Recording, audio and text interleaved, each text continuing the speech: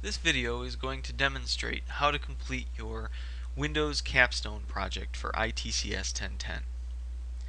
When you open your Windows Capstone project instructions, you'll notice that there's a series of steps that you need to go through in order to create the file that you're going to upload into the Dropbox in My IT Lab. The first step you need to accomplish is we need to identify a program installed on the computer and create a shortcut on the desktop to get to that program. To do that, first we're going to select a program. It can be any program. I'm going to choose Paint in this example, and you can right click on Paint and choose Send to Desktop Create Shortcut. When you choose this option, it's going to create the desktop icon for you. It makes it easier to find that program and quicker to access it if it's a program that you use frequently. The next thing we need to do is we need to create a folder on the desktop named Training. To create a folder, we're going to right click on our desktop.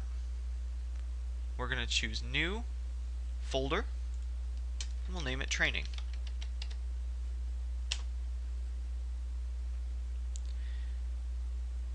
Now we're going to rename that folder. Maybe that's not the name that we wanted to go with. We're going to change it to Windows 7 Training. I can right click on that folder again and choose the rename option.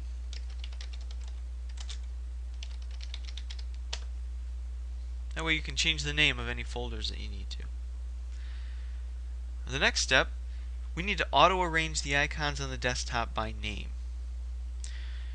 To do that, we can right click on the desktop and you'll see there's a sort by option. You can sort by several different things. In this case, we want to sort those by name so that it's easier to find those in order. Next, we're going to add the CPU meter gadget to the desktop. Now, desktop gadgets are kind of neat little apps that run on your desktop all the time, and they can help you monitor certain things on your computer.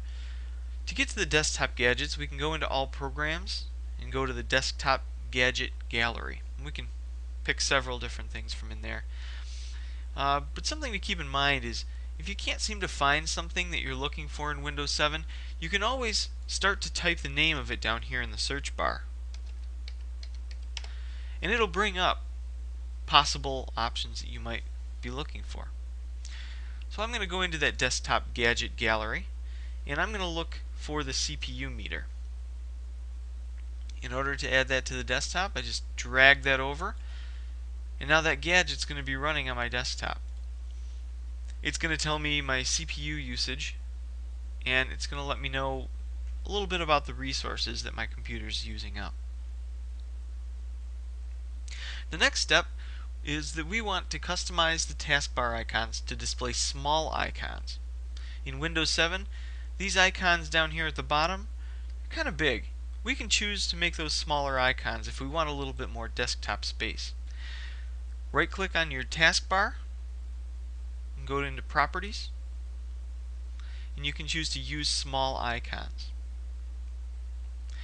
The other option that we're after in this particular step is we want to always combine the taskbar icons, and those are always combined by default in Windows.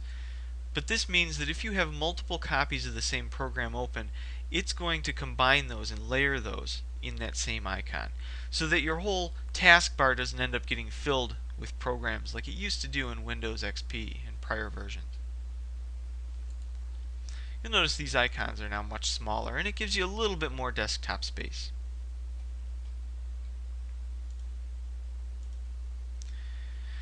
The next thing we need to complete is we need to add the Links toolbar to the taskbar.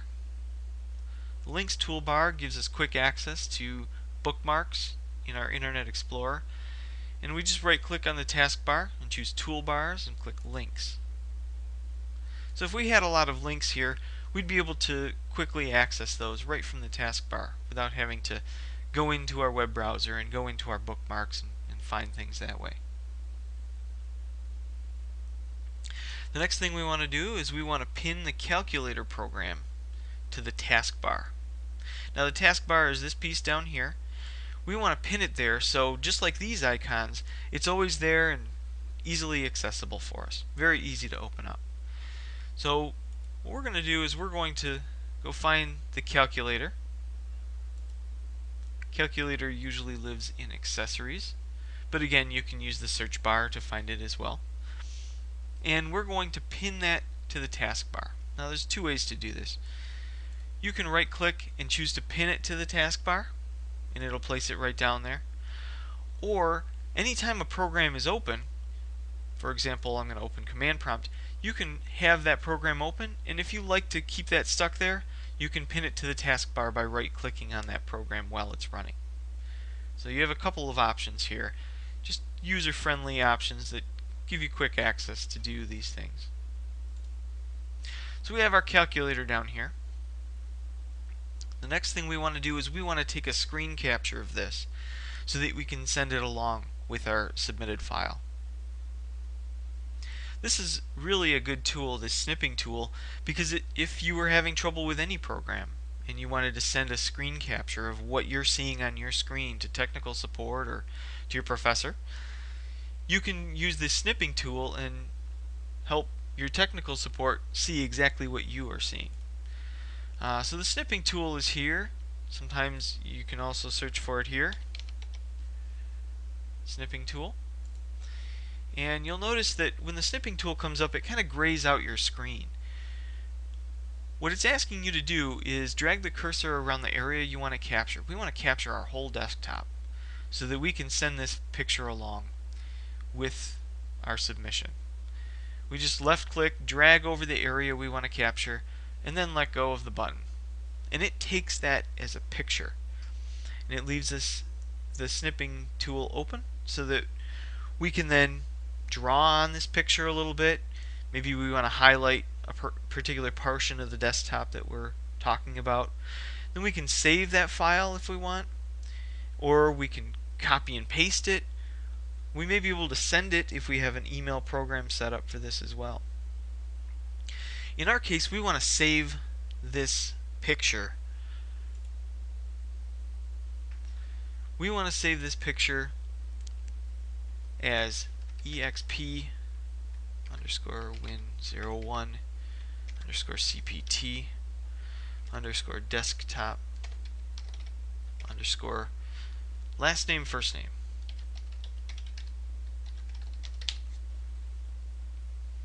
Now you'll notice in this screen, by default, Windows likes to save these things to the Pictures folder, which is within your documents. We're working on this on the desktop right now because we're going to put this into the training folder so we can submit this along with the rest of our work. So we're going to choose desktop instead. Scroll down here a little bit to our Windows 7 training folder. We can put it right in there. And once we've saved it, we can close the snipping tool, and that picture now exists right in that folder that we created at the beginning.